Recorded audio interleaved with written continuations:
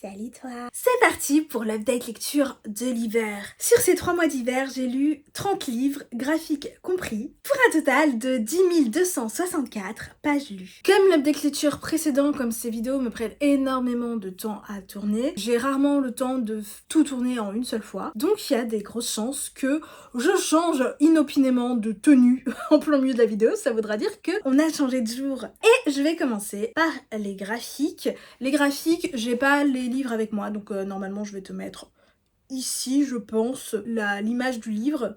Donc je vais me penser à me décaler un petit peu pour avoir la place pour mettre l'image du livre, voilà. Et donc j'ai lu le tome 4 de Dr Stone. J'ai pas grand chose à dire dessus. On continue l'histoire, j'avoue qu'il y a des choses hyper intéressantes. Je pense pour un ado, c'est trop bien. Même pour un enfant, tu vois, CM2, bah, c'est trop bien parce qu'il y a plein d'informations un peu scientifiques que moi-même je connais pas forcément, hein. Donc c'est intéressant, on apprend des choses. Mais en termes de l'histoire en elle-même, j'avoue que moi ça me hype pas assez pour que j'ai envie d'y retourner. Je vais quand même continuer, parce que mon beau-fils il les a tous. Et curiosité, tu vois. Mais ouais, j'ai pas grand chose à en dire dessus. On continue, on avance dans l'histoire et le tome 4, y a rien de particulier que je peux dire dessus. J'ai lu aussi absolument tous les tomes de Fire Punch et là, je peux dire des choses dessus. Donc j'ai lu les 8 tomes et Fire Punch, c'est écrit, je vais te le mettre quelque part parce que j'ai oublié le nom de l'auteur alors que c'est un auteur ultra connu, ultra populaire parce que notamment c'est l'auteur de Chainsaw Man que beaucoup de gens connaissent si tu t'intéresses aux animés ou aux mangas. Et Fire Punch, je crois, peut-être que je dis des bêtises, j'ai pas été vérifiée, mais je crois que c'est sa première œuvre et c'est très bien. J'étais un petit peu déçue parce qu'en fait on me l'avait vraiment vendu. Attends, je t'ai pas dit de quoi ça parle. Faut que je te dise de quoi ça parle. On y suit un personnage qui dans mes souvenirs s'appelle Annie, tu sais moi et les noms des personnages, voilà, on va l'appeler Annie si c'est pas comme ça, désolé monsieur. Et Annie, il vit dans un monde, enfin il vit dans notre monde techniquement, mais après l'apocalypse, et l'apocalypse ça a été sous forme en fait d'une espèce de reine des neiges qui a fait en sorte que toute la surface de la planète soit recouverte de neige. Donc ça veut dire qu'il fait très froid, très très froid, et que les gens ils galèrent un petit peu à survivre. Et Annie, il est jeune, je sais pas quel âge il a mais c'est un enfant, et il est avec sa petite sœur dont j'ai complètement oublié le nom, sa petite sœur qu'il aime alors profondément, et ils sont une famille à eux deux parce que leurs parents sont morts. Et il se trouve que après cet apocalypse, certains individus ont développé des pouvoirs, enfin des sortes de capacités. Et Annie, notamment, a la capacité de se régénérer. Sauf que là où il habite, les autres habitants, même Annie et sa sœur en vrai, ils meurent un peu de faim. Parce que comme j'ai dit, les conditions sont compliquées, il n'y a pas beaucoup de gibier à chasser, les récoltes ne poussent pas. Donc pour se nourrir, c'est très compliqué. Alors, qu'est-ce qu'ils vont décider de faire, pour se nourrir? Je te laisse deviner. Eh bien, Annie va tout simplement décider de se couper des membres pour pouvoir les fournir à son village pour qu'ils mangent. C'est donc du cannibalisme, les enfants. C'est super. Parce que je rappelle que comme il a la capacité de se régénérer, tu vois, il coupe son bras et puis son bras il se régénère à l'infini. En soi, moi je ne juge pas parce que bon, si nous dans notre société on se dit ouais le cannibalisme c'est mal, je comprends, moi je suis tout à fait en accord avec cette idée-là, bien évidemment. Mais dans un monde où tu crèves de faim et où finalement, tu ne tues personne, puisque tu t'utilises toi-même, mais tu te régénères à l'infini, c'est un moyen de survivre comme un autre, j'ai envie de te dire. Donc, ils ont recours à ce moyen de survie, sauf que le problème, c'est qu'il y a d'autres personnes qui ont entendu parler du fait que ce village-là a recours au cannibalisme, et donc ils arrivent, ils sont pas contents, ils sont en mode « c'est pas bien ». Pour les punir, qu'est-ce qu'ils font? Je te laisse deviner.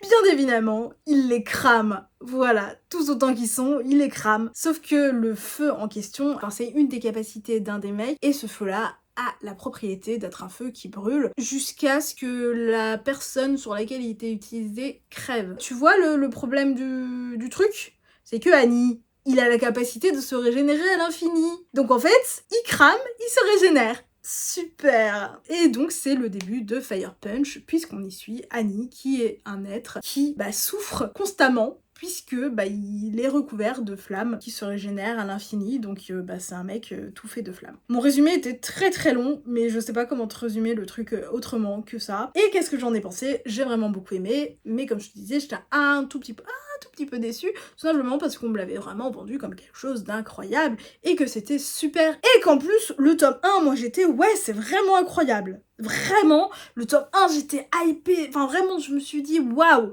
j'adore. Et c'est vrai que, les tomes, pour moi, étaient un petit peu inégaux. C'est-à-dire qu'il y a des tomes que j'ai adorés et d'autres moins. Voilà, j'ai détesté aucun tome. Mais notamment le tome 2, je crois que c'est le tome que j'ai le moins aimé en soi. Ouais, je sais pas, il y a des trucs que j'ai moins aimé. Mais cela dit, c'est quand même un manga qui se lit très vite, hein, que je conseille. Alors, si tu es bien accroché et si tu es un adulte, par contre, je précise, parce que je t'ai dit qu'on parle de cannibalisme, mais on parle d'autres choses atroces. Voilà, hein, on n'est pas sur des choses... on est sur de la survie, mais de la survie hardcore. Enfin, rien que le pitch du truc, on suit un mec qui souffre H24 et qui souffre extrêmement parce que les morts par brûlure, ça fait partie des morts supposées les plus atroces qu'un humain puisse connaître. Donc lui, il vit ça en boucle, tu vois. Je vais pas rentrer dans les détails, mais bon, dis-toi que les trigger warnings, il y a tout. Voilà, il y a... Je réfléchis, mais il y a tout. Pour moi, il y a tout dans les trigger warnings. Il y a, on est très, il y a des trucs très malaisants. Il y a notamment des trucs qui frôlent avec l'inceste. Enfin,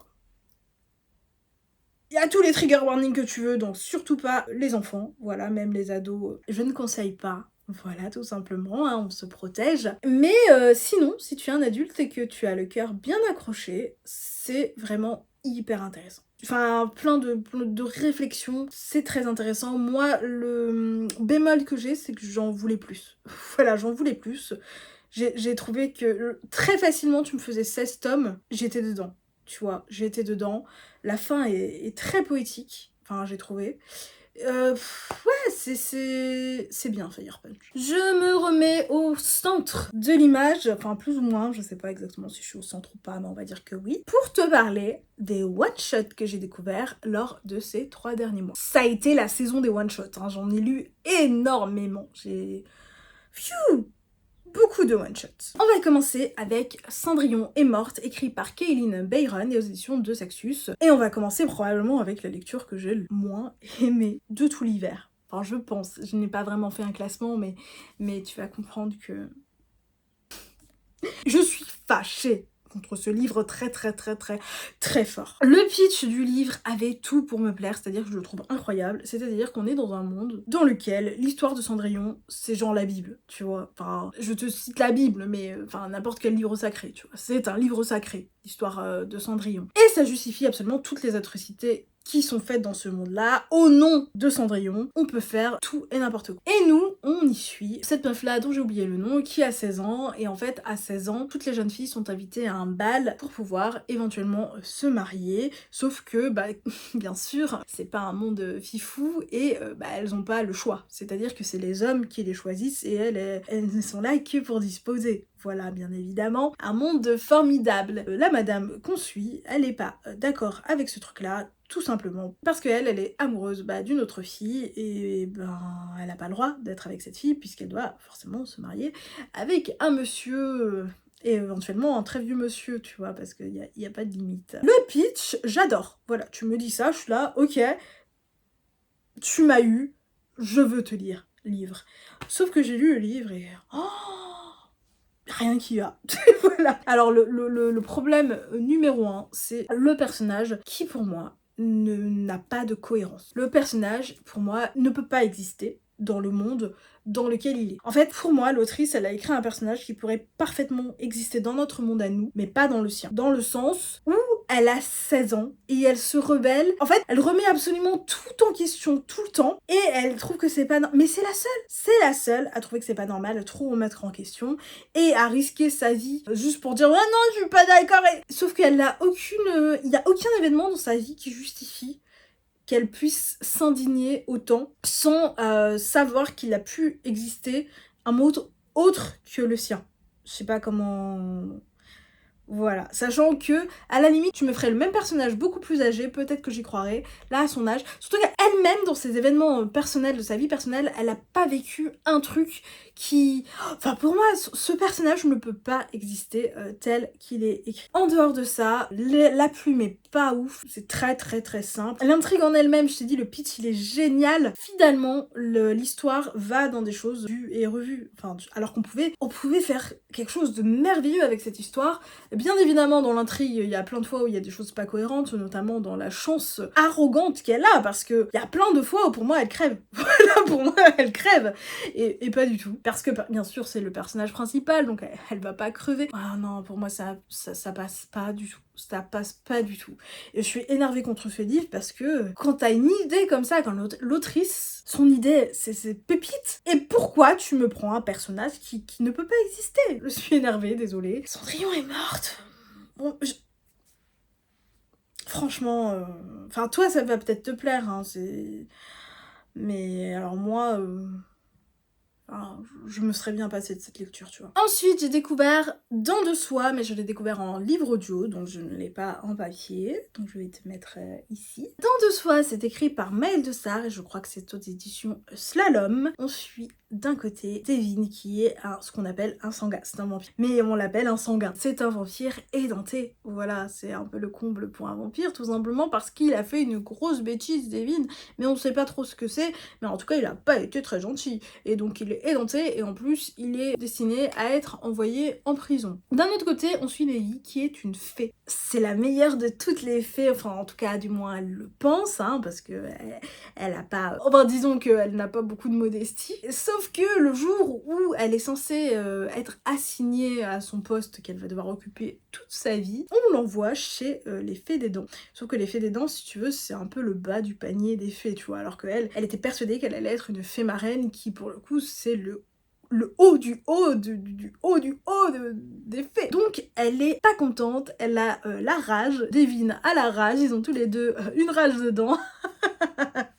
Pas du tout, ma blague est nulle, mais rigole avec moi s'il te plaît pour que je me sente moins seule. Et ils vont se rencontrer et peut-être qu'ils vont pouvoir canaliser leur rage ensemble. C'était super, c'était très drôle, c'était extrêmement drôle, surtout grâce au personnage de Navy. Le personnage de Navy, mais alors... pépite. Elle est égocentrique, égoïste, imbue d'elle-même, enfin toutes ces joyeuses qualités, tout ça. Et on adore parce que c'est drôle. Voilà, c'est drôle. Je conseille Dents de soie. En plus, le livre audio est très bon. Il y a 2 narrateurs différents. J'ai eu une petite préférence pour Navy, que ce soit son personnage et même au niveau de l'actrice qui a narré son personnage. L'acteur qui jouait Devin était très bon aussi, mais je pense que c'est dans le caractère forcément. Enfin, il y a quelque chose qui a eu avec Navy que j'ai adoré. Moi, j'ai vraiment beaucoup aimé découvrir cette histoire en livre audio. Du coup, en papier, je ne sais pas ce que ça donne. J'ai hésité longtemps parce que moi, les livres audio, c'est très souvent du contemporain ou de la romance ou même du thriller. J'évite de lire de la fantasy en livre audio parce que j'ai besoin de plus de concentration pour la fantasy, et c'est vrai que des fois je loupe des trucs quand je les découvre en livre audio, alors que le contemporain ou quoi, ça me le fait beaucoup moins. Je me suis dit que ça avait l'air d'un truc un petit peu léger, Dents de soie, que je pouvais tester, et en fait ça a très bien marché, hein. Il n'y a pas un worldbuilding, enfin c'est très facile à comprendre en termes de... Enfin voilà, il n'y a pas de complexité particulière. C'était très bien, Dents de soie, je le conseille fortement, et c'est français. Ensuite, j'ai découvert Elvira, écrit par Tiffs et aux éditions Plume Blanche. Elvira, quelle Taor, et ce qu'on appelle une Kiva. C'est quoi? Ce genre la grande chef des clans unifiés. Et donc Elvira est normalement la grande chef des clans unifiés, mais au malheur, au début des soirs, on la suit alors qu'elle est en train de fuir une tentative d'assassinat sur sa personne. Et dans sa fuite, elle se retrouve à être dans les clans pas unifiés, qui sont plus ou moins les ennemis, hein, voilà. Et elle est malgré tout très bien accueillie, enfin très bien. Pas si mal accueilli, même si y a un monsieur qui est en mode ouais c'est l'ennemi, ouin, moi je veux pas de l'ennemi dans mon village, mais malheureusement elle va devoir s'associer avec ce monsieur ouin pour pouvoir comprendre déjà qui en veut à sa propre personne et pour pouvoir revenir sur ses terres, puisque c'est là qu'elle est censée être. C'était vraiment bien. À ma grande surprise, pour être honnête, tout simplement, parce que ça se passe dans le même univers qu'Alunia, qui est une duologie dont j'ai lu que le premier tome, je n'avais pas du tout aimé. Je n'avais pas trouvé qu'il était mauvais en soi, j'avais juste trouvé que quand, comme moi, tu as lu beaucoup de fantasy young adulte, je trouvais que c'était très vu et revu. Voilà, j'avais pas trouvé de plus que ça ça d'intérêt avec Alunia du coup. Alors que Elvira, je trouve qu'il y a des choses vraiment extrêmement intéressantes. Dans le sens où déjà on suit un personnage qui a la trentaine, donc c'est assez rare qu'on suive un personnage qui a la trentaine, un personnage qui a des problématiques de trentenaire, hein, parce que je veux pas spoiler, donc je vais pas dire une des problématiques fortes qui est dedans. On a quand même un sujet assez fort qui est abordé. On a aussi ce truc que on n'est pas sur... bon, il y a des bails de romance, mais on n'est pas sur les premières histoires d'amour, et ça c'est aussi intéressant je trouve. Au niveau de la fantaisie, au début, je trouve que c'est très classique. Comme Alunia, c'est vrai que plus on avance vers la fin, moins on est dans des choses connues et plus on va être sur des choses un petit peu plus surprenantes. Franchement, Elvira, c'est une très bonne découverte. Tu peux lire tout seul, j'insiste, tu peux lire tout seul Elvira sans avoir lu Alunia, il n'y a aucun problème et je te le conseille parce que Alunia c'est un livre que je peux conseiller aussi, hein, mais c'est un livre que je vais plutôt conseiller si tu n'es pas quelqu'un qui a l'habitude de lire de la fantasy young adulte. En tant que premier livre de fantasy young adulte, c'est super Alunia, hein, même dans les premiers tu vois. Mais si comme moi tu en lis beaucoup, je vais plutôt te conseiller d'aller te tourner vers Elvira plutôt que Alunia, parce que je pense que tu trouveras plus de trucs intéressants à manger dedans. Encore une fois, c'est un titre francophone, mais je sais pas si je vais le préciser à chaque fois quand il s'agit des éditions Plume Blanche, parce que les éditions Plume Blanche ne publient que des titres francophones de toute manière. Ensuite, j'ai écouté un livre audio, L'Homme de Luc Reinhardt, je crois, et aux éditions des Forges de Vulcain. Alors, ce livre-là, je le mentionne, mais je vais pas en parler, tout simplement parce que je l'ai DNF. Je peux quand même faire le résumé. On y suit un gars dont j'ai oublié le nom, qui est marié, qui a des enfants, qui est bien tranquille dans sa petite vie tranquille, jusqu'au jour où je ne sais plus pourquoi, j'ai oublié, il décide de prendre toutes les décisions qui le concernent grâce à un dé. C'est-à-dire qu'il a un dé tout le temps et il se balade avec et en fait, imaginons, hein, c'est pas du tout dans l'histoire, mais imaginons, il va à la boulangerie, il a son dé, il dit si je tombe sur un numéro entre 1 et 3, je prends un pain au chocolat, si je tombe sur un numéro entre 4 et 6, je prends un pain au raisin. Tu vois le truc. Bien sûr, t'imagines bien qu'il fait ça avec tout dans la vie, pas seulement avec ce qu'il va acheter à la boulangerie, et donc ça fait que il fait des trucs atroces, hein. Très très vite, on a une scène de V, mais c'est assumé que le personnage c'est pas un bon. Du coup, en fait, il se balade tout le temps avec ses dés qui prennent toutes les décisions dans sa vie, ce qui fait qu'il s'affranchit totalement de toute moralité. Et il met la faute sur les dés. Alors qu'en soi, les trucs, tu vois, les possibilités, c'est lui qui les... Donc en fait, est-ce que c'est quand même pas lui le connard? Bien sûr que si. Bien sûr que si, c'est lui le connard à la base, hein. Pourquoi j'ai dit NF? Parce qu'en vrai, pareil, le pitch extrêmement intéressant. Peut-être que si je l'avais lu en livre papier, je n'aurais pas dit NF. Là, à l'écouter, c'était pas agréable. C'était pas agréable à écouter. Pourtant, j'ai écouté, je crois que j'ai bien atteint les 70-80%. Hein. J'ai écouté plutôt un grand moment, je me suis forcée. Parce que c'était... En tout cas, ce truc de réfléchir à la responsabilité de nos actes et ce genre de choses, c'était très intéressant. Mais c'était pas agréable à écouter. Pourtant, j'ai pas de problème avec les personnages, j'allais dire Moraligré. Celui-là, il est pas Moraligré, il est vraiment mauvais, hein, à mes yeux en tout cas. J'ai pas de problème avec le fait de suivre un personnage mauvais, je peux y arriver sans problème, mais alors là, c'était un petit peu au-dessus de mes forces. En plus de ça, il est vraiment...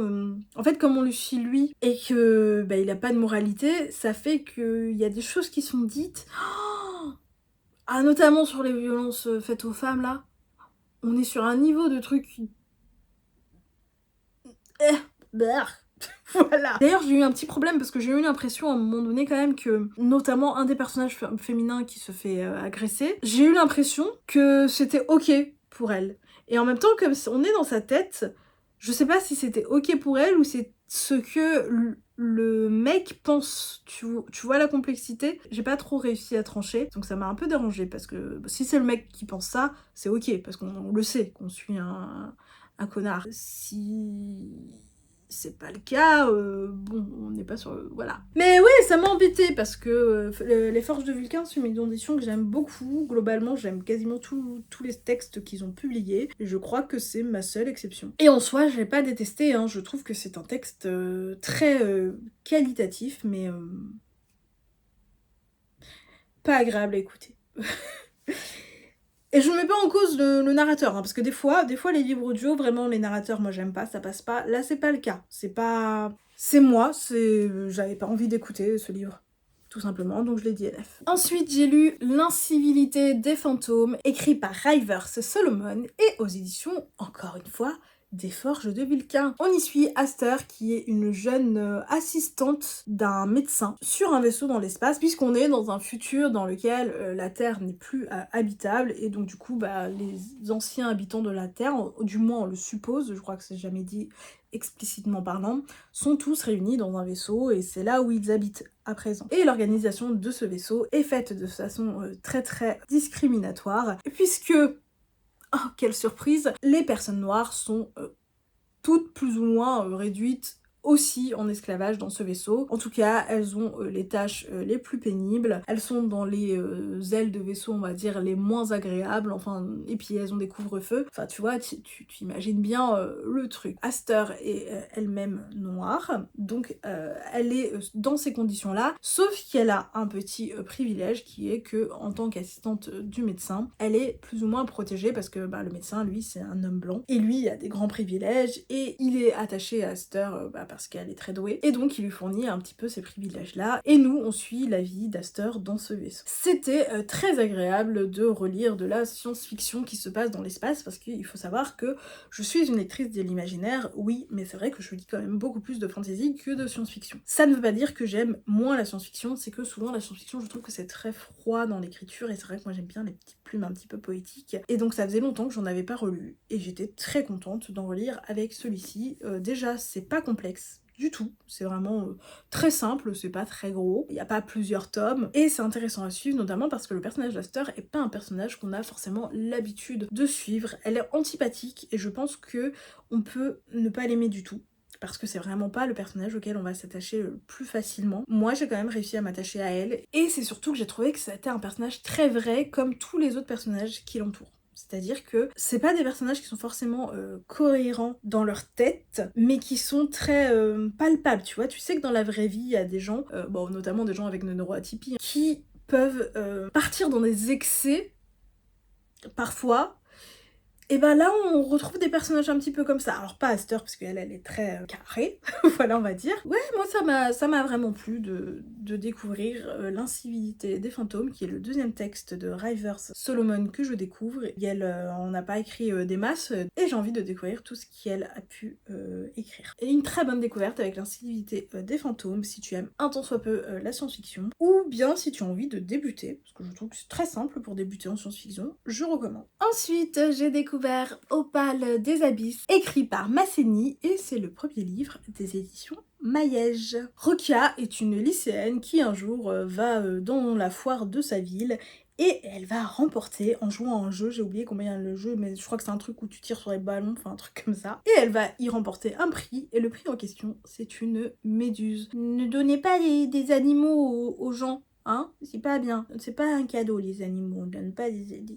Hein. Mais en tout cas, elle récupère sa méduse, elle est très contente, elle s'attache très très vite à sa petite méduse dorée, je crois qu'elle est dorée sa méduse, sauf qu'il y a une espèce de lettre qui lui a été fournie en même temps que la méduse, qui indique que très très vite il faut qu'elle la plonge dans un lac, je crois, sinon la méduse risque de crever. Et donc, comme Rokia s'est attachée à sa petite méduse, bien sûr, elle va aller plonger la méduse dans ce lac, sauf que, oupsie, Rokia elle-même va être complètement aspirée par le lac, et de là, elle va découvrir tout un monde dans les abysses. Alors, je suis très très mitigée, parce que c'est un livre jeunesse, et je trouve que, notamment au niveau de sa fin, je suis pas sûre qu'un public jeunesse peut l'appréhender. Or, sa fin, oui, hein, c'est totalement jeunesse, mais c'est vraiment la fin qui me questionne. Si c'était la même fin pour un public, même young adulte ou adulte, j'aurais été en mode oui, d'accord, ok, y a pas de problème. Cette fin-là pour un public jeunesse, je suis pas très fan du choix, mais c'est que mon avis, hein, bien sûr. On le sait, tous les avis sont très personnels. C'est le premier texte de la maison d'édition, donc je continuerai à découvrir leur travail. D'ailleurs, je sais pas si ce sera toujours le cas quand je vais sortir de la vidéo mais en tout cas pendant que je tourne, ils ont leur nouvelle campagne pour leur prochaine parution. Mais c'est vrai que celui-là, on sent quand même l'effet premier livre. Pour moi, il y a plein d'erreurs qui auraient pu être évitées, mais au-delà de ça, l'univers est très très très intriguant, les personnages sont attachants, hein, on aime beaucoup le personnage de Rukia notamment. J'ai un petit bémol sur le personnage de son meilleur ami, qui est un personnage japonais, et je trouve que on va beaucoup dans les clichés avec ce personnage, dans le sens où, bon, à chaque fois, il aime bien nous rappeler la nourriture japonaise qu'on connaît déjà. Dès qu'il parle, presque, c'est pour nous dire un truc, un peu un cliché sur le Japon.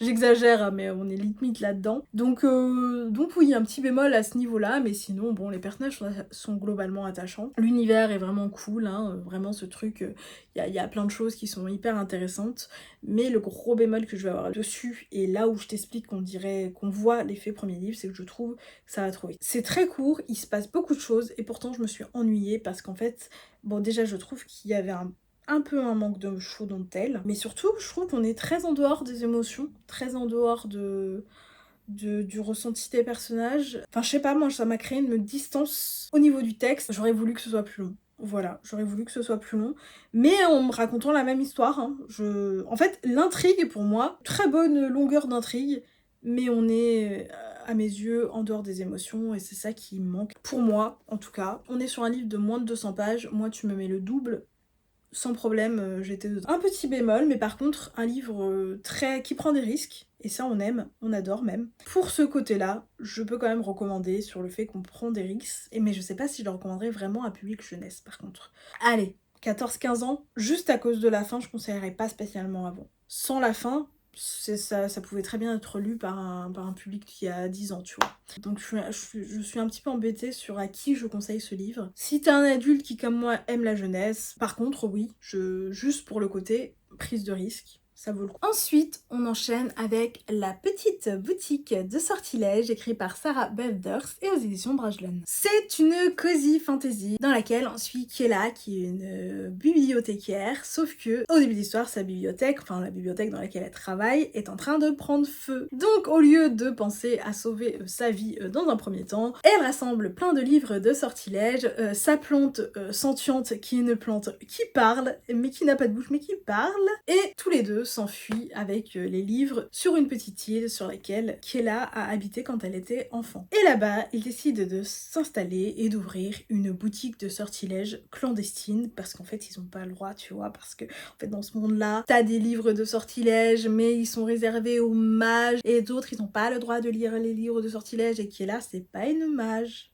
Donc techniquement elle a pas le droit, mais en même temps, puisqu'elle les a avec elle, puisqu'il veut pas VD éventuellement, donc c'est de la cozy fantasy, c'est probablement le livre le plus cozy que j'ai lu de toute mon existence. C'est-à-dire que tu sens l'odeur de la mer, parce que ça se passe sur une petite île, tu sens l'odeur des confitures, parce que Kayla avant aussi des confitures, t'as ce truc de farm family que t'as très souvent dans les cozy fantasy, t'as cette histoire d'amour que t'as aussi très souvent dans les cozy fantasy, c'est extrêmement cosy. La plume est très simple, ça va à l'essentiel, il n'y a pas de fulgurance, mais on est sur des bons sentiments, on est sur une petite morale toute sympathique, enfin, on est sur la cozy fantasy par excellence. J'ai passé un très bon moment en lisant ce livre. Par contre, parce que je sais que ça a été un coup de cœur pour plein de gens, moi ce sera pas le cas. Je sais pas si je peux avoir une cozy fantasy en coup de cœur, parce que je trouve quand même qu'il y a ce truc que quand tu es dedans, tu es bien. C'est-à-dire que c'est cocooning, voilà, t'es dans un câlin. T'es dans un câlin, donc c'est super. Mais après, il m'en reste rien. Une fois que le livre est fini, je suis là, j'ai passé un très bon moment, et c'est tout ce qu'on demande à un livre, hein. Il y a pas, c'est pas une critique en soi. C'est vrai que moi, pour que ce soit au stade du coup de cœur, il faut que ça m'ait marqué d'une certaine façon. Même sans que ce soit énorme non plus, mais il faut qu'il y ait des choses, tu vois, qui me restent une fois que j'ai fini ce livre. Et bah là, c'est pas été le cas. Ça reste que c'est une très bonne lecture, hein. Ne me fais pas dire ce que j'ai pas dit, j'ai aimé. C'est une très bonne lecture, pas marquante, juste, mais très très bonne. Au niveau de l'histoire d'amour, moi je la trouve pas...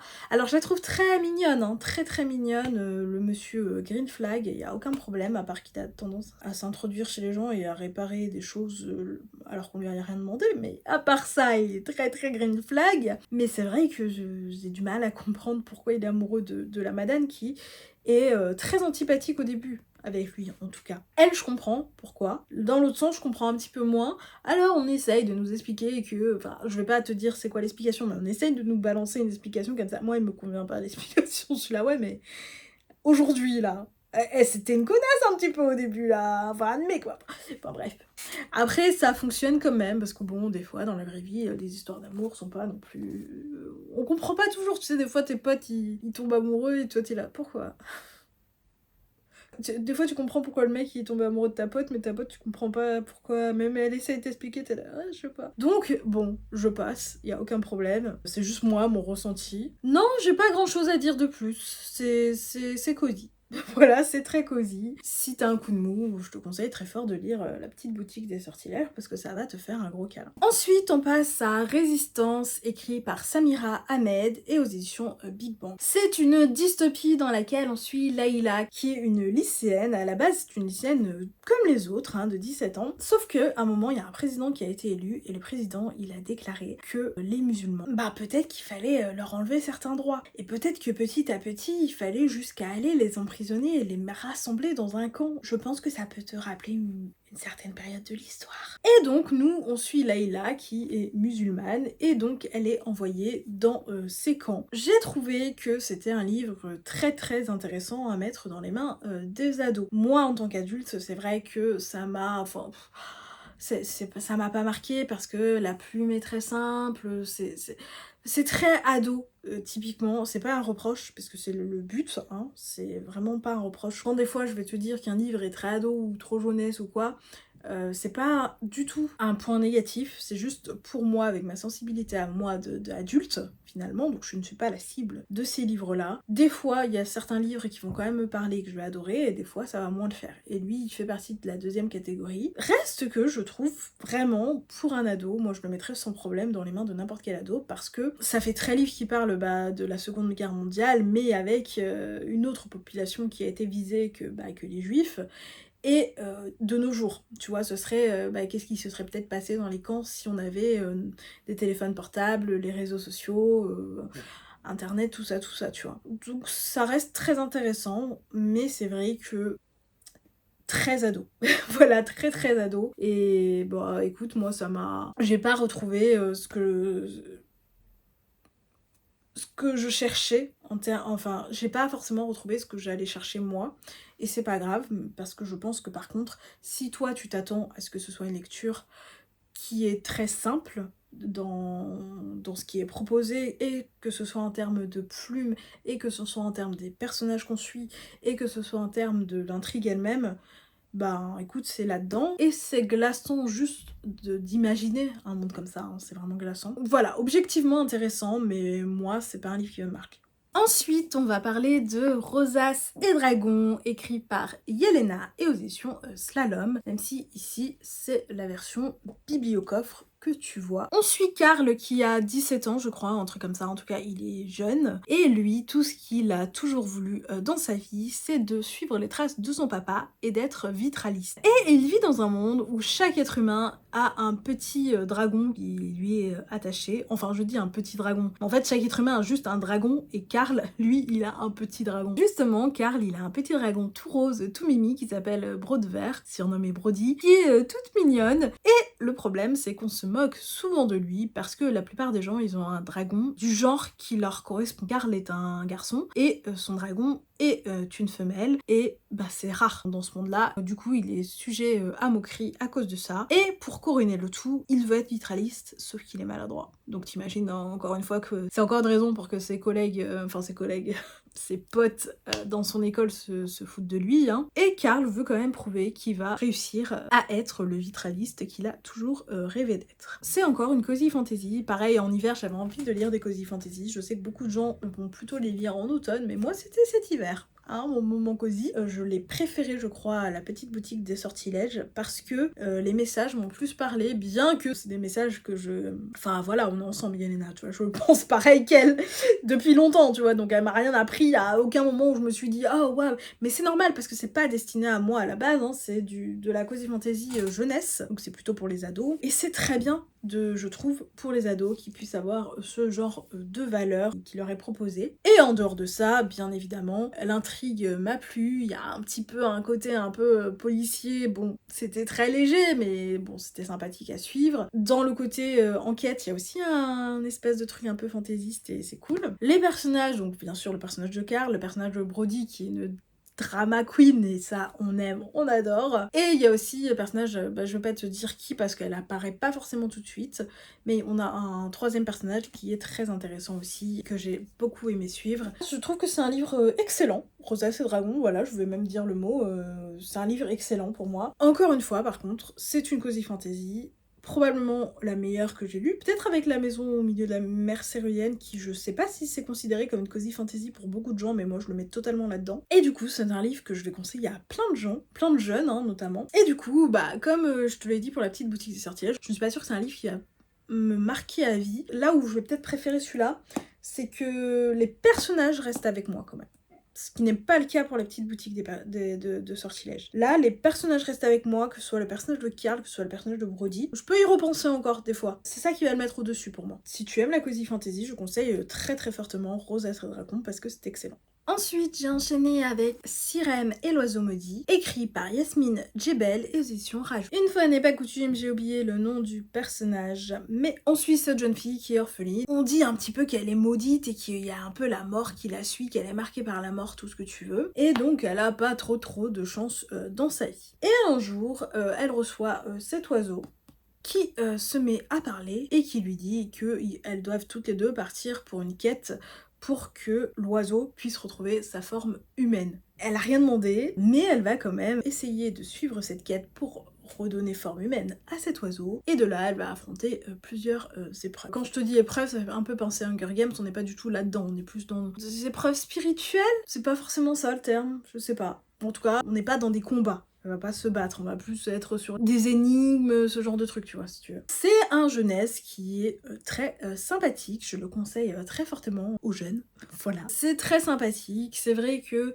comme beaucoup de livres là dont j'ai parlé, c'est pas un livre qui va me marquer, mais j'ai apprécié notamment suivre une fantasy qui est inspirée des cultures d'Afrique du Nord. C'est pas forcément courant de pouvoir lire ce genre d'histoire et ça m'a fait énormément de bien de découvrir une histoire empreinte de cette culture-là. D'autant plus que l'autrice est concernée puisque je crois qu'elle est algérienne, enfin en tout cas d'origine algérienne. Il y a plein de choses quand même très intéressantes. Je pense que ce qui m'a manqué peut-être à moi, c'est... Je saurais pas dire ce qui m'a manqué pour que ce soit un livre où je te dise ouais ok j'ai adoré, tu vois, ouais lis ce livre, tu vois, que je te le vende de façon plus enjouée, on va dire. Le personnage de l'oiseau est agaçante au possible, mais c'est pas grave, on l'aime quand même. Le personnage principal qu'on suit, elle est très, tu sais, dans l'archétype des personnages qu'on peut suivre dans les livres jeunesse, et ça passe très très bien. Et on suit d'autres personnages qui sont très intéressants également. Donc il y a plein de bonnes choses. J'aimerais bien te dire plus et développer, mais c'est vrai que comme c'est un livre que j'ai lu en début d'hiver, j'ai plus grand souvenir malheureusement. Ah ouais, c'est un petit peu toujours le problème avec le fait que je fasse des updates par saison et pas tous les mois, mais en fait j'ai pas le temps. Je peux pas faire des updates tous les mois, mais je vais essayer d'y remédier. Parce qu'il y a des livres que j'ai lus il y a longtemps, et quand c'est des livres qui m'ont pas marqué, ben forcément, ma lecture elle est loin, donc mon avis est loin aussi des fois. Et là c'est le cas pour ce livre malheureusement, mais dans mes souvenirs, j'avais quand même trouvé que c'était plutôt un bon livre jeunesse. On passe ensuite à ce qui est je crois l'avant-dernier livre dans cette catégorie, oui je t'avais prévenu qu'il y en avait plein. C'est La Société très secrète des sorcières extraordinaires, écrit par Sangu Mandana et aux éditions Lumen. Encore une fois, c'est une cozy fantasy dans laquelle on suit Mika Moon qui est une sorcière, sauf que c'est une sorcière qui fait des vidéos sur YouTube, ce qui n'est pas si courant que ça, quoi qu'il y en a hein, dans la vraie vie des sorcières sur YouTube. Et Mika Moon donc fait des vidéos sur YouTube et c'est comme ça qu'elle va être repérée par un vieux monsieur qui a à sa charge 3 petites sorcières et qui a besoin de quelqu'un pour leur apprendre à canaliser leur magie. Et c'est de là qu'il va contacter Mikamoon en lui disant est-ce que tu peux t'occuper de mes 3 petites sorcières? Mikamoon est là, mais comment vous savez que je suis une sorcière? Et le papy il est là, ben vous faites des vidéos sur YouTube en fait. Et du coup elle est là. Ouais c'est vrai. C'est vrai. Ok. Mais je suis peut-être pas vraiment une sorcière. Mais je veux bien voir de quoi il s'agit avec vos 3 fillettes là. Et c'est comme ça qu'elle va se retrouver à être, pas la tutrice, mais à être l'enseignante plus ou moins de ces 3 jeunes sorcières. Très très bonne cosy fantasy, encore une fois. Un câlin, un doudou, un câlin, des valeurs comme ça, des personnages comme ça, plein de trucs extrêmement positifs. J'ai l'impression de dire la même chose sur toute la cosy fantasy que j'ai lue. C'est un excellent moment. Je crois que j'ai préféré à la petite boutique des sortilèges. Là encore parce que j'ai un plus grand attachement au personnage. C'était cocooning, t'avais envie de te mettre sous un plaid, de boire ton petit thé. Les personnages sont très attachants, vraiment, il y a aucun problème. Par rapport aux 2 autres livres de cosy dont je t'ai parlé, là on a quand même un plot un petit peu plus surprenant. L'histoire d'amour, bon bah on a un green flag, encore une fois, qui est assez attachant. C'est vrai que j'ai quand même un petit bémol, c'est sur le fait qu'il y a une scène de smut. Si jamais tu ne sais pas ce que c'est une scène de smut, c'est une scène de fesses, tout simplement. Pourquoi? Voilà. J'ai aucun problème avec le fait qu'il y ait des scènes de fesses dans les livres adultes, pourquoi pas. Moi, ça m'intéresse très rarement, des fois même je les passe. Enfin, je lis le début pour me dire, enfin, s'il peut se passer des trucs intéressants dedans, autre que l'acte, je vais quand même... En fait, j'essaye toujours de lire la première, et puis en fait, si je vois qu'il n'y a rien d'intéressant, s'il y en a d'autres, je vais pas les lire. Là, en l'occurrence, je crois qu'il y en a qu'une seule. Mais je trouve que bah ça ferme du public pour rien. Ça ferme clairement du public pour rien parce que pour moi ce livre, même si le personnage a la trentaine, tu le fais très facilement lire. En fait, enlever la scène de fesses, pour moi tu pouvais très facilement le faire lire dès 10 ans. Tu le donnais à un enfant de 10 ans, il y avait aucun problème. Et là, bah à cause de cette scène-là, tu peux pas. Voilà, donc c'est dommage. C'est vraiment très dommage, je trouve. En plus, elle apporte rien. C'est-à-dire que si vraiment elle apportait des trucs où je me disais ouais, on peut pas s'en passer, c'est important qu'elle... Non, elle apporte rien, elle ferme du public. Mais en tant qu'adulte, c'est pas un problème. C'est juste que du coup, marketingment parlant, je me questionne sur la pertinence de cette scène-là. Voilà, mais sinon, oui, c'était une bonne lecture. Et enfin, dans la catégorie des one-shots, parce que j'ai encore des livres à présenter quand même dans les 2 autres catégories, même si beaucoup moins, j'ai lu Une valse pour les grotesques, écrit par Guillaume Chamanadjian, et aux éditions des Forges de Vulcain.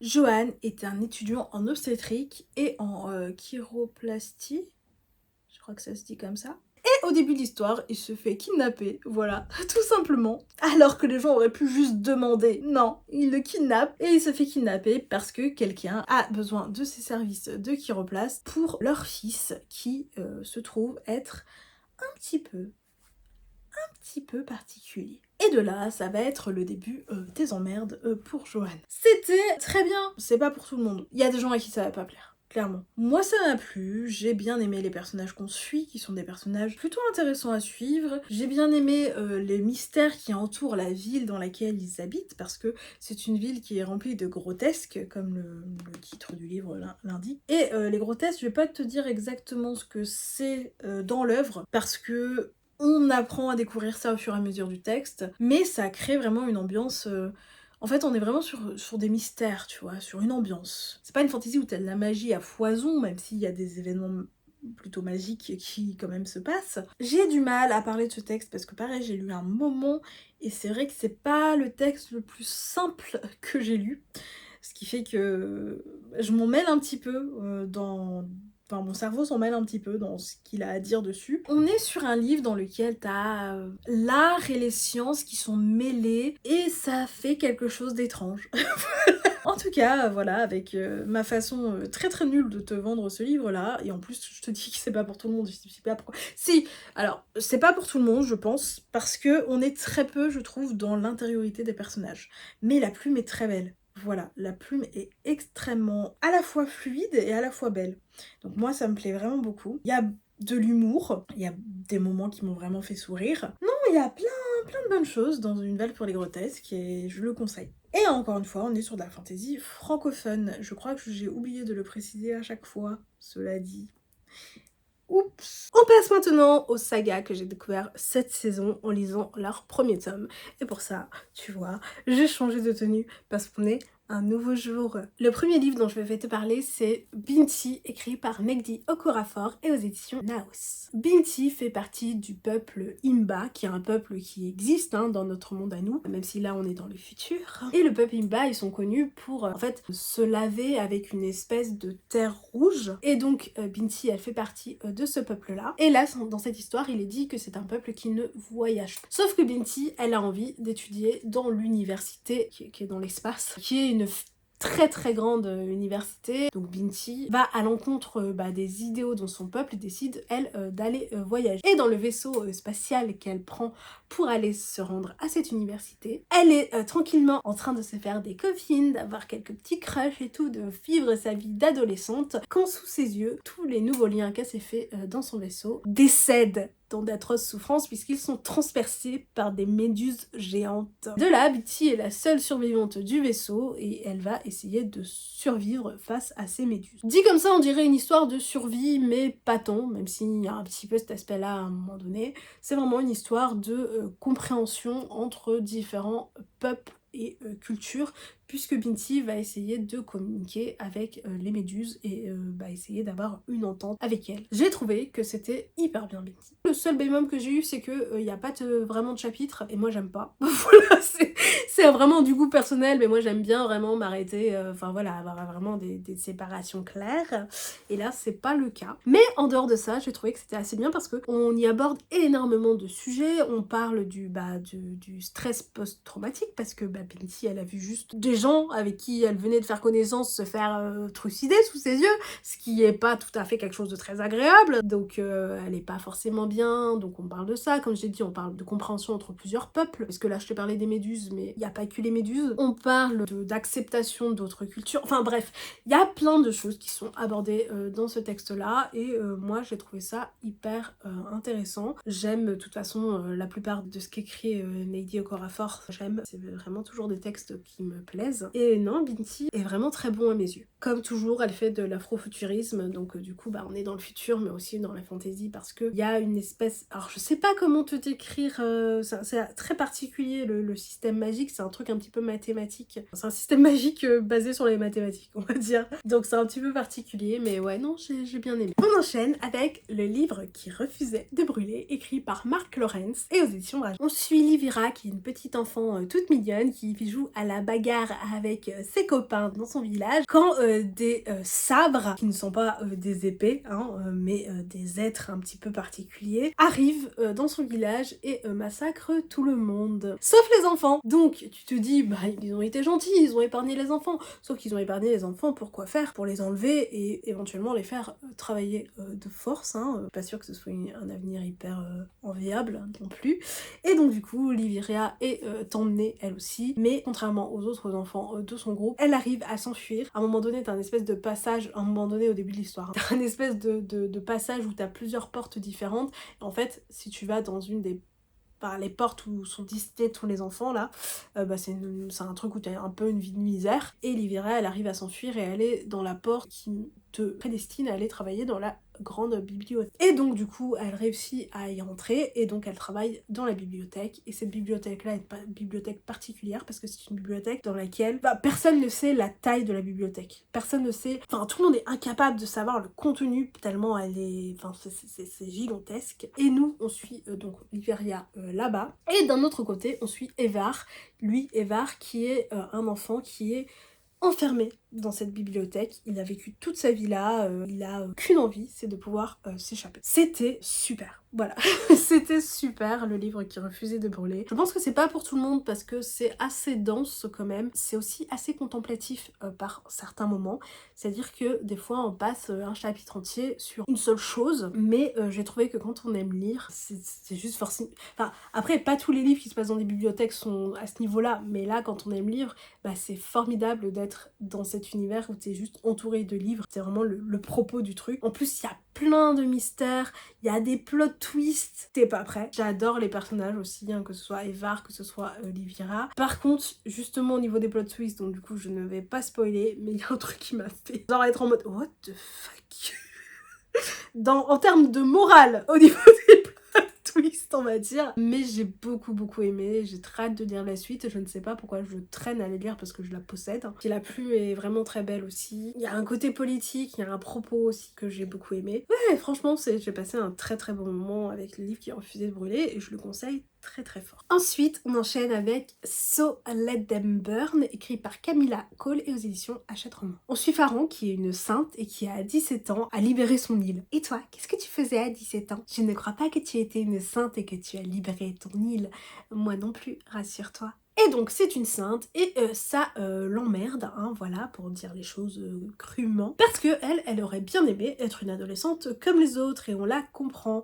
Et on la découvre au début de l'histoire où elle est littéralement en train d'abuser des pouvoirs des dieux parce que elle se dit bah tant qu'à faire j'ai des pouvoirs, je vais jouer avec, voilà, parce que de toute façon maintenant j'ai plus de monde à sauver, enfin voilà, je vais m'amuser avec un petit peu, hein. Les dieux ils aiment pas trop ça, mais elle s'en fout. Et d'un autre côté on suit Elara qui est tout simplement la sœur de Faron et qui en a marre d'être dans son ombre, donc elle veut faire quelque chose qui compte, elle veut rejoindre tout simplement l'armée, parce que bien sûr bah, quand ta sœur c'est une sainte qui a sauvé le monde, ben toi derrière t'es un peu en mode bah j'existe moi aussi en fait, hein, j'existe. Et donc elle veut aller dans l'armée, bon ça reste compliqué de faire mieux que sa sœur, mais elle se dit ce sera quand même quelque chose au moins qui a une utilité, mais ses plans sont déjoués à cause d'un dragon qui a une certaine maladie qui risque de mettre en péril la liberté nouvellement acquise des habitants de l'île. J'ai été agréablement surprise. Pourquoi? Parce que en fait je l'ai acheté en me disant il m'intéresse et tout, et après j'ai vu les retours. Et les retours, ils sont quasiment tous négatifs en fait. Donc j'étais là, donc j'ai mis du temps à le sortir de ma palle en me disant bah j'ai pas envie de mettre mes pieds dans le caca en fait, donc je vais peut-être même jamais le lire. Enfin vraiment tous les retours étaient négatifs. Et en fait, pourquoi? Alors c'était pas incroyable, c'était pas exceptionnel, mais c'était sympa. Le problème numéro 1, selon moi, c'est le titre de ce livre. Parce que personnellement, je vois So Let Them Burn, je me dis ok, on va aller dans de la vengeance, dans du female rage, on va aller dans... Enfin, on va faire tout cramer, voilà, hein, comme le titre de... faisons-les tous brûler, hein, et pas du tout. Pas du tout, c'est très gentil, hein, le titre est très mensonger selon moi. Hein. Je le trouve génial en tant que tel, je le trouve très mauvais, enfin il va pas avec le livre...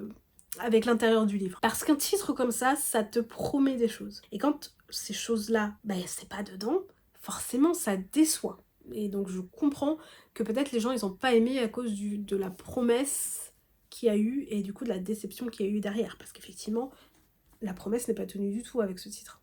Pas du tout, à aucun moment. Et pour couronner le tout, je trouve que le résumé est aussi mensonger parce que le résumé, on dirait qu'on suit que Faron, alors qu'on a une alternance de points de vue. On suit autant Faron que Elara. Au niveau de l'univers, on est sur quelque chose de simple, il y a des dragons, t'as vu 1000 fois ça. Cela dit, il y a des dragons avions, je pense que tu l'as pas vu 1000 fois. Ça c'est original. Mais il y a quelque chose au niveau des pouvoirs, au niveau de la politique. Je trouve qu'il y a un petit truc quand même dans cette histoire qui m'a bien plu moi. Je trouve aussi qu'au niveau de l'intrigue, il y a des choses qui sont pas forcément... il y a des choses qu'on voit pas forcément tout le temps. L'autre truc mensonge... il y a tout qui ment. Voilà. Il y a tout qui ment. C'est l'autre truc mensonger, je trouve, c'est qu'on dirait aussi que c'est un tome unique alors que c'est un tome 1. Ça, je déteste quand les livres font ça. C'est-à-dire qu'ils le vendent comme un tome unique alors que c'est clairement pas le cas. C'est-à-dire que ça se finit sur un cliffhanger. À quel moment c'est un tome unique? Je garantis pas que j'irai me jeter sur la suite, mais j'ai quand même envie de la découvrir parce que vraiment, moi j'ai trouvé quand même que c'était... Enfin, j'ai passé un bon moment hein, avec cette lecture, pour le coup. Et j'ai découvert L'ours et la renarde. Donc c'est écrit par R11 d'or et c'est de l'auto-édition. Et tu vois, c'est magnifique. Voilà. Hein, comme quoi, il y a des petites pépites qui peuvent être faites en auto-édition. Ça, c'est une intégrale, il y a 2 tomes à l'intérieur. C'est une duologie, du coup, comme tu l'auras compris. Et de quoi ça parle? On suit Orok, qui est un ours de 15 ans, dont le petit frère a été envoyé dans ce qu'ils appellent la maison. Tu me diras, bah attends, il y en a 30 000 des maisons. Mais non, dans ce livre-là, il n'y en a qu'une de maison. Et c'est une maison où il y a plein d'étages. Et le petit frère d'Orok est envoyé dans cette maison pour devenir un esclave. Orok n'a pas envie d'être séparé de son petit frère, alors il décide également de se proposer à être vendu comme esclave dans cette maison-là, malgré que son père est en mode bah non en fait j'ai pas envie, enfin moi j'ai pas prévu de te vendre toi, je voulais juste vendre ton petit frère. Au départ son père il est pas forcément d'accord, mais en même temps il se dit bon, Orok il a aucune chance d'être esclave, il a pas été élevé pour ça, parce que son petit frère lui a vraiment été élevé pour être un esclave, il a été élevé pour être servile, serviable, enfin voilà vraiment, alors qu'Orok il a toujours travaillé dans les mines, donc c'est un ours un petit peu bourru, tu vois, un petit peu rentre dedans, tu vois. Donc son papa se dit, bon bah en vrai il peut y aller, parce qu'en fait, si sur un malentendu Orok est pris comme esclave, bah, il faut savoir que c'est un honneur pour ce père d'avoir des enfants qui sont esclaves dans cette maison. Et donc du coup, nous on commence cette histoire, on est dans la maison et on est dans le fameux marché aux esclaves, on va appeler ça comme ça. Et en fait, les gens qui sont là pour les acheter, c'est des renardes. Les renards sont uniquement des femelles, comme les ours sont uniquement des mâles. Ben elles sont là pour acheter un mâle, tout simplement pour pouvoir être un petit peu l'ami de compagnie de leur enfant. Et Orok est dans ce marché, il a aucune chance d'être pris, mais bon, il y est quand même. Et en fait, il rencontre une petite renarde qui s'appelle Pita, qui est boiteuse et qui a perdu sa maman, et comme elle est boiteuse, elle a un petit peu plus de mal à se déplacer que les autres, et donc elle galère, elle sait pas où est sa maman, elle est en stress, et donc du coup elle se met à pleurer juste à côté d'Orok. Et Orok, qui est un ours qui est pas très patient, il en a marre, il est en mode enfin elle me saoule la gamine, donc il va la voir et il lui dit est-ce que tu veux monter sur mes épaules pour trouver ta maman. Et de là, Pita va décider qu'elle veut acheter Orok. C'est un coup de cœur. Voilà, c'est un gros coup de cœur parce que c'est formidable l'ours à la renard, c'est formidable, j'ai adoré. Je suis désolée, je vais t'en parler comme si c'était un seul tome, tout simplement parce que j'ai pas bah tu sais, j'écris pas moi ces vidéos là, donc je t'en parle comme ce qui me vient. Je vais en faire forcément une vidéo du saga, et là je vais te détailler parce que je vais réfléchir, et mes vidéos saga je les écris. Là je sens la réflexion, en fait je mélange les 2 tomes parce que je les ai lus d'une traite, tu vois. À la base je m'étais dit je vais lire le tome 1, m'arrêter, mais quasiment tout le temps quand c'est des intégrales déjà j'ai du mal, donc du coup en général j'enchaîne quand j'ai acheté une intégrale. Et là, d'autant plus, parce que c'était formidable, c'était formidable. Le personnage d'Orok m'a profondément touchée. Vraiment, il m'a touchée, mais en fait, il m'a touchée parce que tu sens que tout ce qui compte pour lui, c'est la liberté. Il est partagé parce que dans sa vie d'esclave, eh ben, il est nourri, il est logé, il est au chaud, en plus il partage sa vie avec Pita, pour qui il a une réelle affection. Voilà, c'est sa renarde, il y est très attaché. Mais il est pas libre, et la liberté ça veut dire le froid, ça veut dire travailler de façon plus laborieuse encore, parce que dans la maison, les ours travaillent. Ils ont un travail, c'est-à-dire que quand la journée, les renards sont en train de vaquer à leur occupation, qui sont que des distractions globalement pour les renardes, ou des travails intellectuels, bah les ours, ils font des trucs un petit peu plus avivissants, forcément. Mais ça reste moins dur que dehors, tu vois, ça reste... Mais Rock, c'est la liberté qui compte, et on comprend. Mais du coup, il est hyper touchant dans cette quête de liberté. Et le personnage de Pita est elle aussi extrêmement touchante, parce que j'ai surtout parlé d'Orok dans le résumé, parce qu'on commence avec lui, mais il faut savoir qu'en fait, on a, dans chaque tome, t'as 2 points de vue, et c'est-à-dire que t'as d'abord le point de vue d'Orok dans le tome 1, bah, la moitié du livre c'est le point de vue d'Orok, et l'autre moitié c'est le point de vue de Pita. Et c'est 2 temporalités différentes, dans le sens où on commence avec Orok 15 ans, Pita qui en a 12, je crois, enfin en tout cas elle est plus jeune que lui, et ensuite on est sur, je vais pas te dire combien de temps plus tard, mais plusieurs années plus tard, le point de vue Pita se passe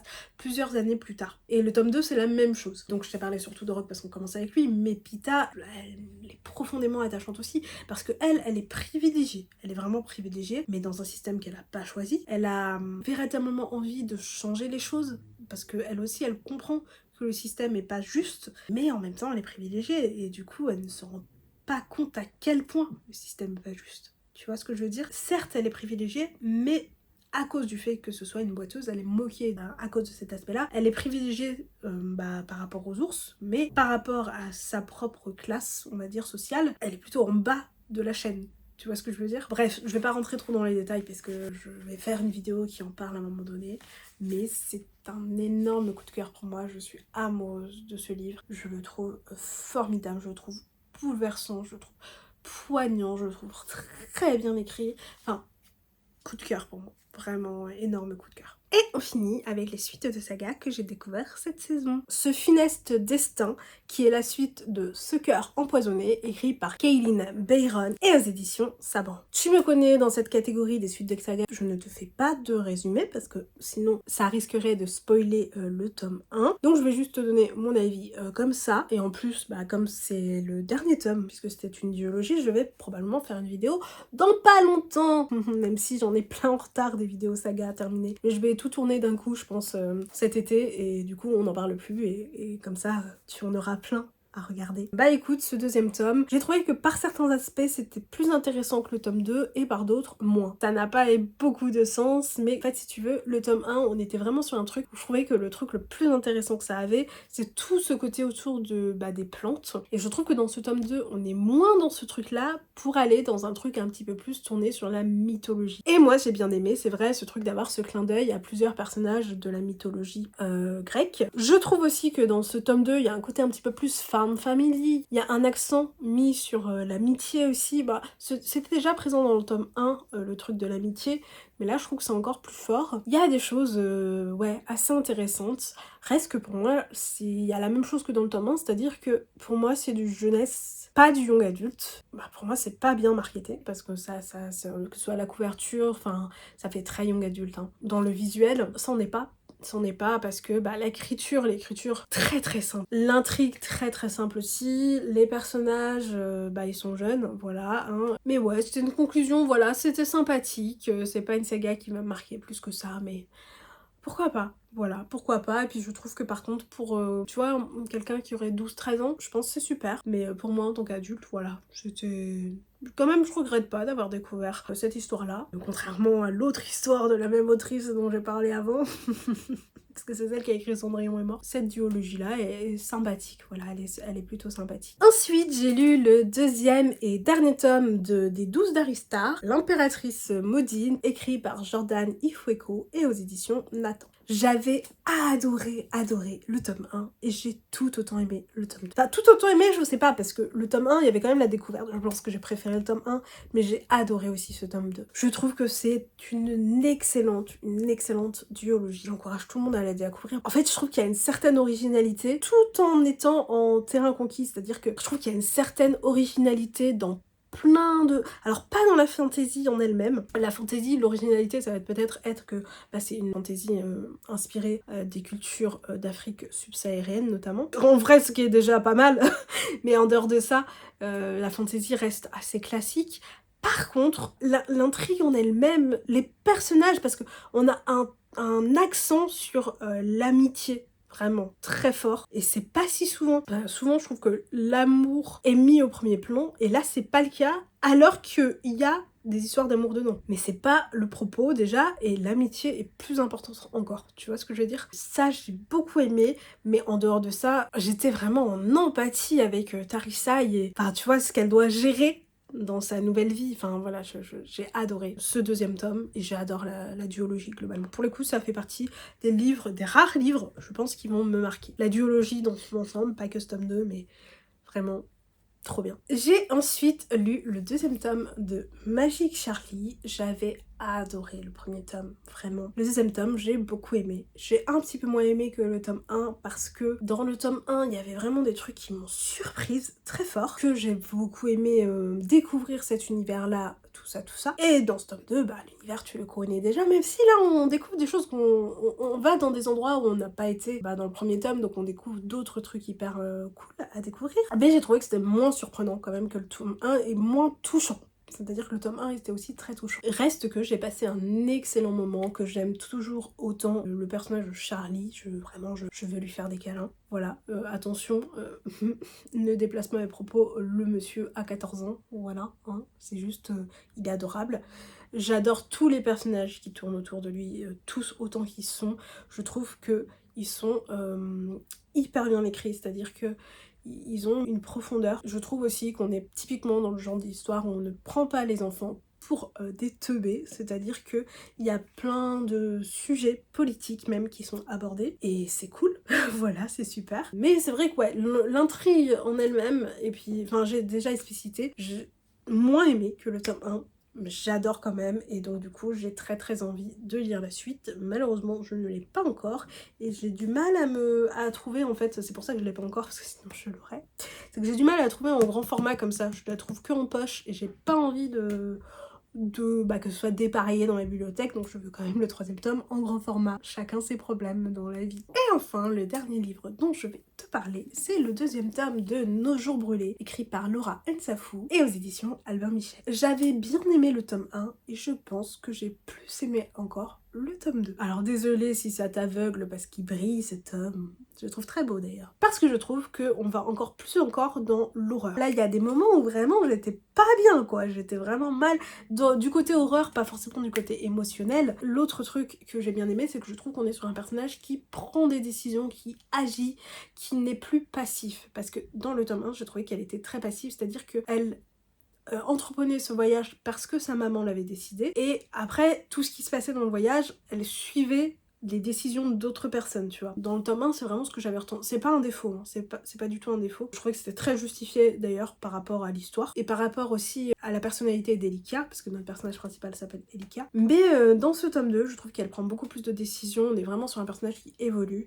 En plus de ça, il y a quelque chose qui lui arrive dans le tome 1, bien sûr, je vais pas te dire quoi, qui fait qu'elle devient autre chose même. Et c'est intéressant à suivre parce que du coup, ça change aussi sa nature. Non, j'ai trouvé j'ai beaucoup aimé ce tome 2 et j'ai très hâte de lire le tome 3 que là encore je n'ai pas, et là pour le coup je n'ai aucune excuse parce qu'il est trouvable.